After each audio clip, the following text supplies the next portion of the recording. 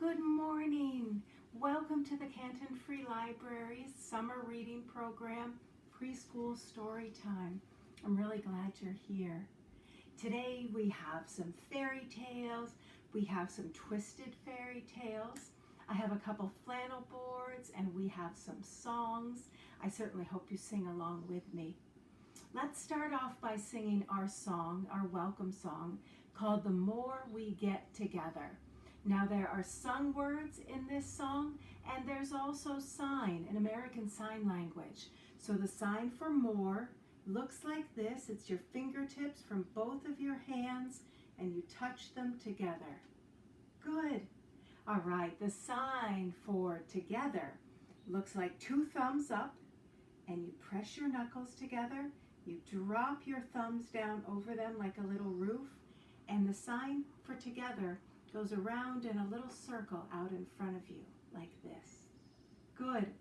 The next sign is the sign for happy, and happy looks like this. You just take your hand as if you're brushing something almost off the front of you, or you're so happy that it's just coming up out of you. Good. And then the last sign in our song is the sign for friends. So you use your pointer fingers and you bend them a little bit, and they hug each other back and forth. Good.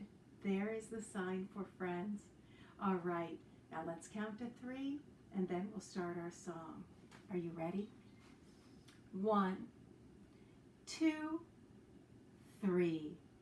The more we get together, together, together, the more we get together, the happier we'll be, 'cause your friends are my friends, and my friends are your friends.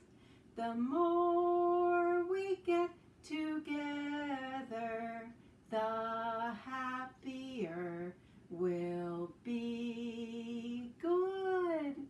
All right, so here's our friends. This is Charlie, and this is Boo. They like to be part of every story time.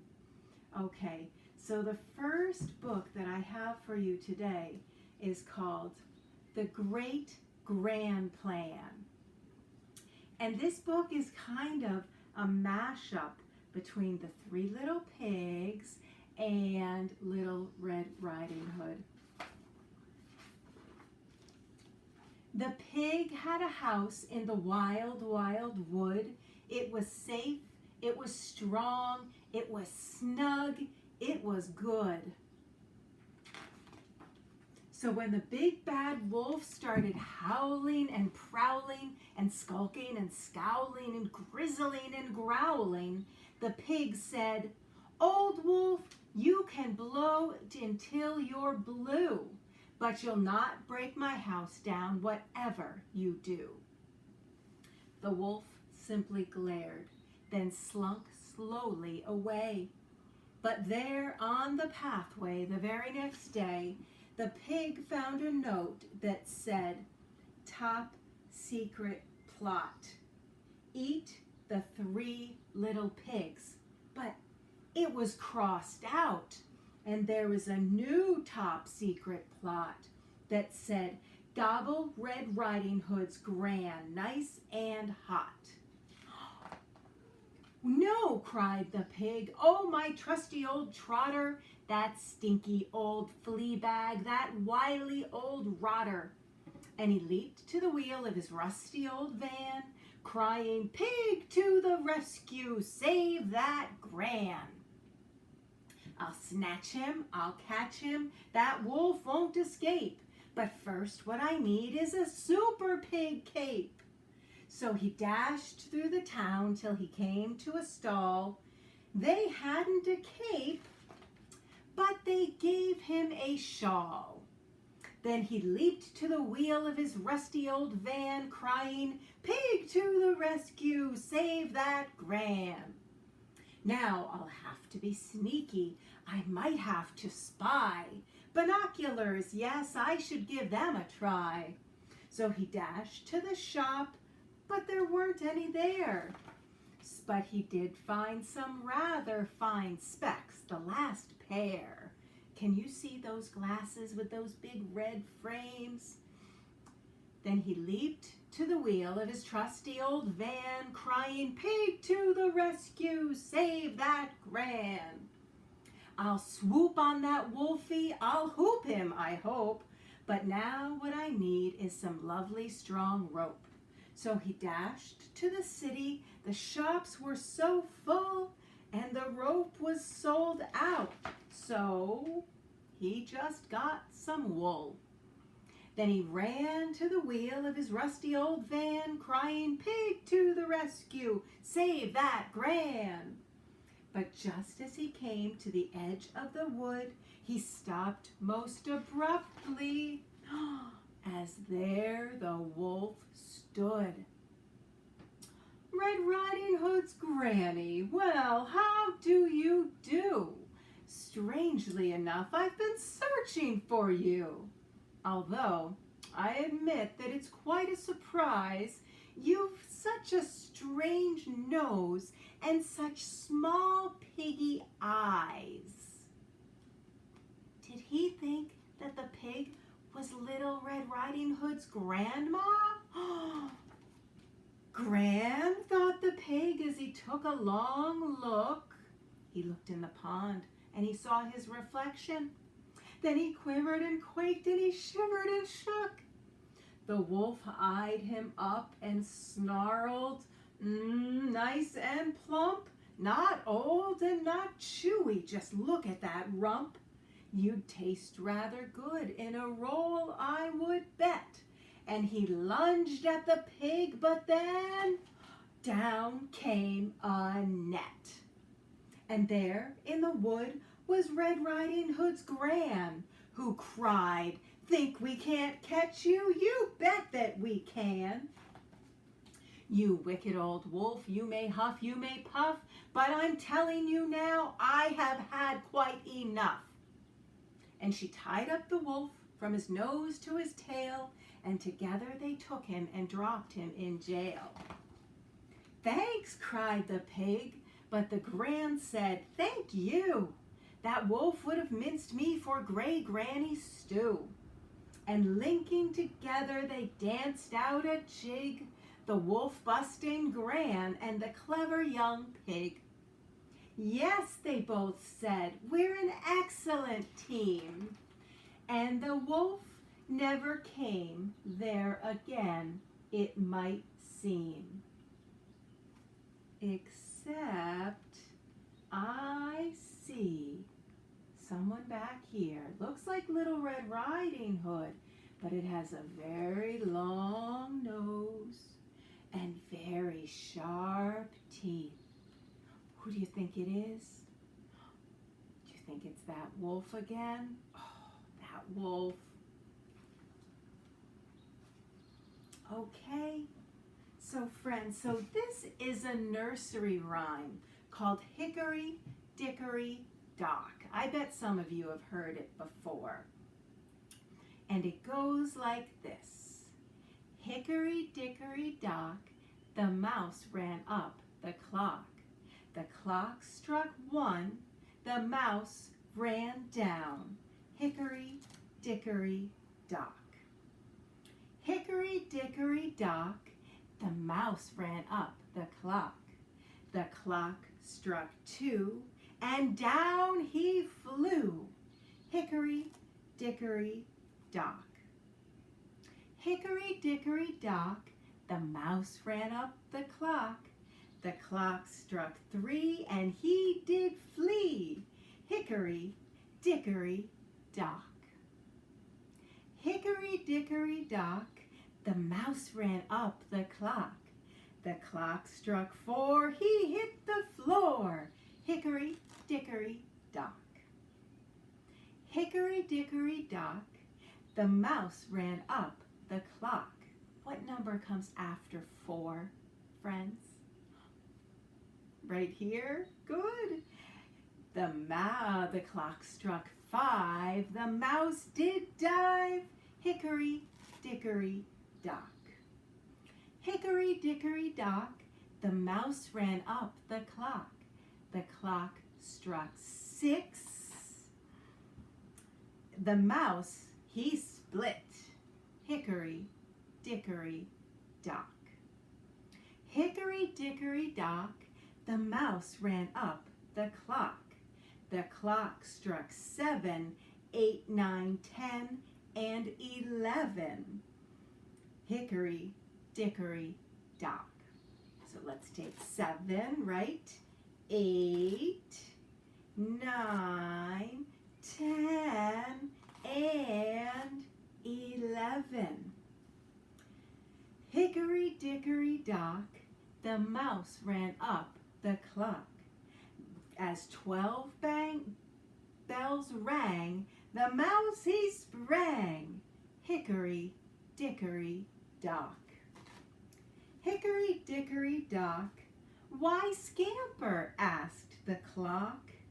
You scare me so, said the mouse, I have to go, hickory dickory dock. Charlie's helping. He's a very good helper. All right, friends. Our next book is by Mo Willems, and this is put out by HarperCollins Publishing. Our first book was put out by Henry Holt, and we thank them for letting us use the Great Grand Plan. So here's Goldilocks and the Three Dinosaurs by Mo Willems. Once upon a time, there were 3 dinosaurs, Papa Dinosaur, Mama Dinosaur, and some other dinosaur who happened to be visiting from Norway. Right here. One day, for no particular reason, the 3 dinosaurs made up their beds, positioned their chairs just so, and cooked 3 bowls of delicious chocolate pudding at varying temperatures. Oh boy, said Papa Dinosaur in his loud, booming voice. It is finally time to leave and go to, someplace else. Yes, continued Mama Dinosaur, I sure hope no innocent little succulent child happens by our unlocked home while we are, someplace else.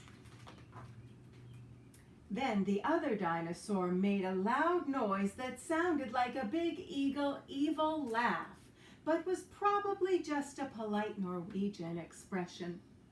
The 3 dinosaurs went someplace else and were definitely not hiding in the woods waiting for an unsuspecting kid to come by.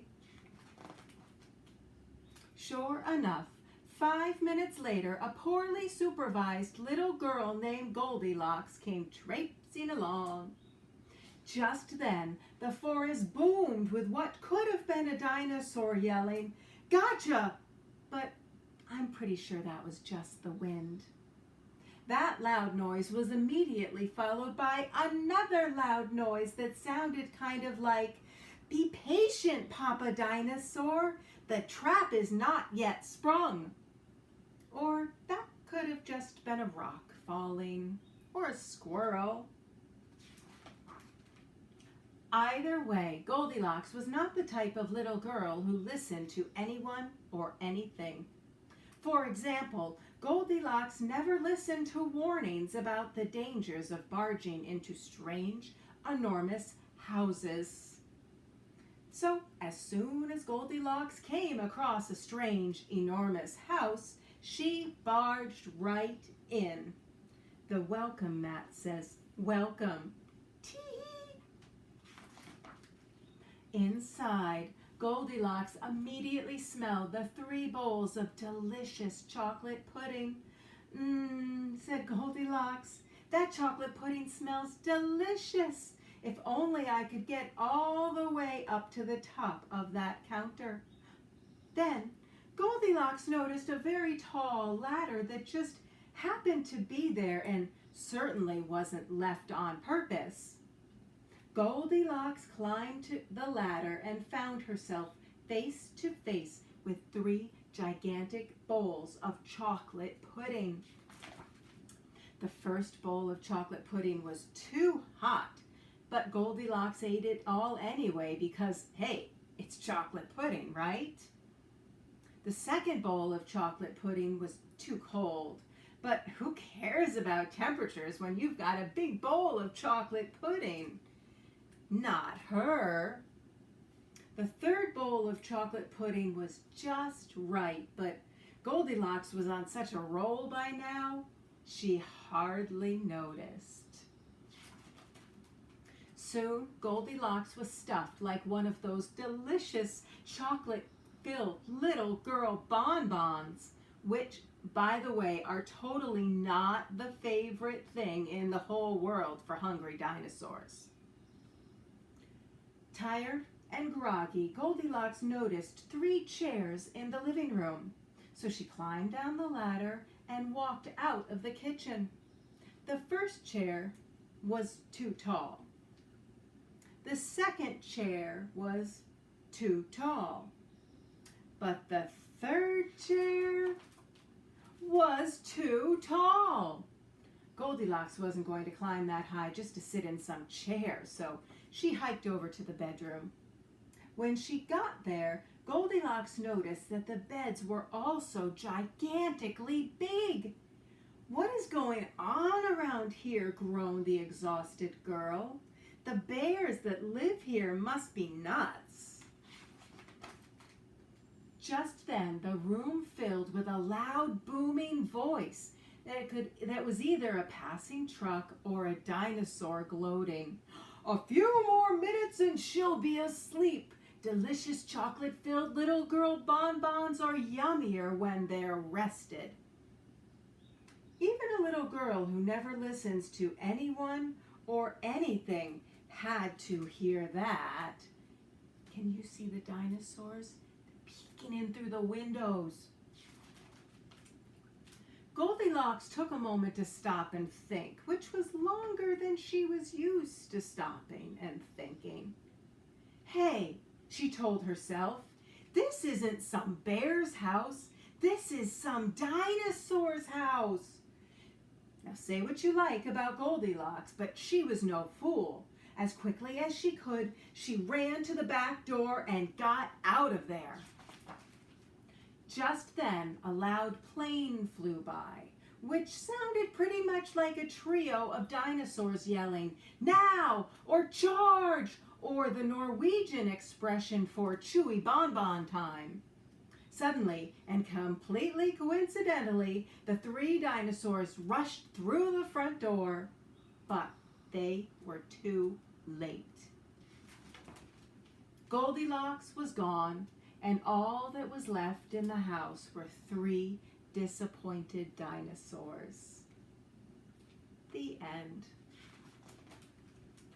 And the moral is, if you ever find yourself in the wrong story, leave.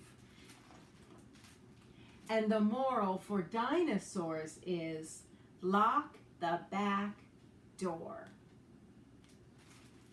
All right. So I have another nursery rhyme flannel for you. I bet you have heard this one before. So it starts out with a cat. And what is that cat playing? Is it a fiddle? Okay. Then what do we have here? Can you tell me what kind of animal that is? You're right. It's a cow. What is this? Yeah, it's a moon. And then we have a little dog who's laughing. And here we have a dish and a spoon. So this nursery rhyme is, "Hey, diddle diddle, the cat and the fiddle, the cow jumped over the moon. The little dog laughed to see such sport, and the dish ran away with the spoon. Okay, let's sing. Put your hands up high. So in the song, we put our hands up high and our hands down low and our hands in the middle, and we wiggle them. So we put our elbows in the front and our elbows in the back and our elbows to the side, and we quack, quack, quack. And it goes like this. Put your hands up high, put your hands down low, put your hands in the middle and wiggle them so. Put your elbows in the front, put your elbows in the back, put your elbows to the side and quack, quack, quack. Good. All right. Our last book today is Jack and the Beanstalk.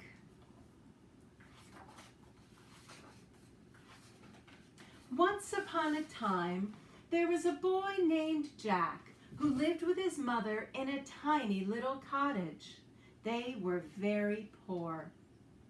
Jack was a good boy and he was very brave, but he didn't always think things through. One day, Jack's mother asked her son to take their cow to the market. "We have nothing to eat and no money," she said. "We have to sell Daisy." So Jack fed Daisy, brushed her, and put a bell around her neck, and then set off for the market. Jack and Daisy had not gone very far before they met a strange-looking man with a suitcase. "Hello, young man," said the stranger. "What a lovely cow you've got. If you give her to me, you can have 10 of these magic beans." "How exciting!" Jack replied. "I'll take them." But when Jack got home and showed his mother the beans, she was very angry. "I can't believe you swapped our only cow for these ridiculous beans," she shouted. "But they're magic beans," Jack cried. "They're not magic, you silly boy," said his mom, and she threw the beans out the window. The next morning, when Jack woke up, he found an enormous beanstalk in his yard. He decided to climb up it. Jack climbed higher and higher and higher. The beanstalk seemed to go on forever. At last, Jack reached the top of the beanstalk. To his amazement, a long path led to a huge castle in the clouds. Jack walked up to the castle and went inside. Right away, a little mouse ran up to Jack. "This is the giant's castle," it said. "He's scary." "I'm not afraid of giants," said Jack. "I'm going to have a look around." The first room Jack found was the kitchen, where a cook was making soup. "Please, can you help me make the giant's lunch?" she asked. Jack chopped vegetables and stirred ingredients, and soon the soup smelled delicious. "Oh, thank you," said the cook. "Because you've helped me, I'll tell you where the giant keeps his stolen gold." So Jack followed the cook's directions to the giant's counting house, where the giant was having his morning nap. Snored the giant. "Whatever you do," said the mouse, "don't wake up the giant." Jack carefully lifted the giant's hands and took some coins. He stuffed them into his bag, then crept out of the room. Jack kept exploring. Soon he found a room where a frog sat by a well. "Please, can you help me?" said the frog. "The giant stole my golden ball and threw it down this well." Jack lowered the bucket into the well, scooped up the ball, and brought the bucket up again. The frog hopped for joy. "Oh, thank you," said the frog. "Because you've helped me, I'll tell you where the giant keeps his stolen magic goose. So Jack went to the goosery where the giant was sleeping after his lunch. One of these geese lays golden eggs, said the mouse. Can you find it without waking the giant? Jack lifted each goose until he found a golden egg. He tucked the egg and the goose into his bag, then crept out of the room. Underneath the castle, Jack found the dungeon where a baby dragon was locked in a cell. Please, can you help me? Said the dragon. I'm just a baby and I want to go home to my mom. Jack took the big iron key off its hook on the wall, turned it in the lock, and freed the baby dragon. Oh, thank you, said the dragon.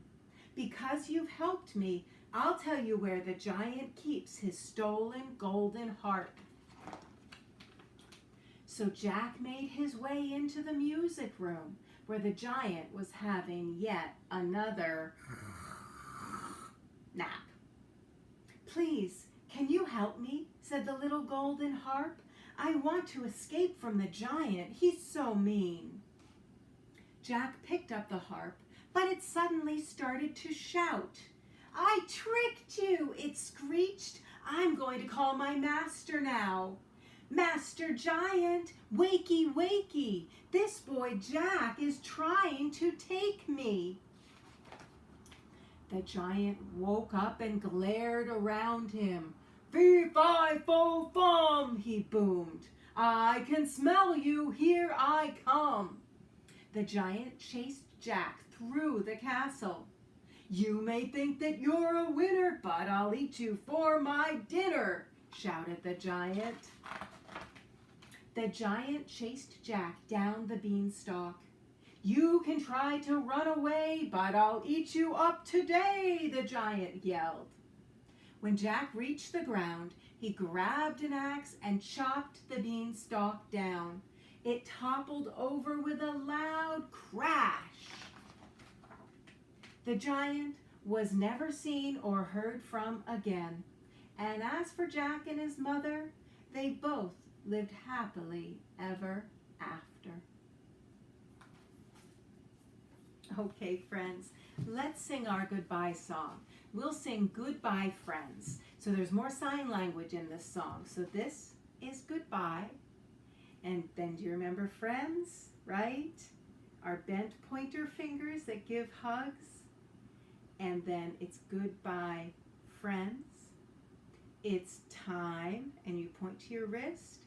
To say, you point to your chin, and goodbye. So we'll sing Goodbye, friends.